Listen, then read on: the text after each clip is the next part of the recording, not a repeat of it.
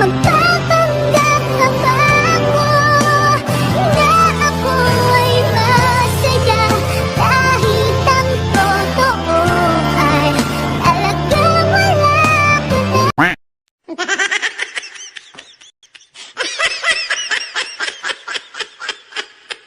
Di ko nakita na ayaw mo na ako ang kasama. Pero walang saysay ang sinasabi, kaya hindi mo mawari kung imig pa ba.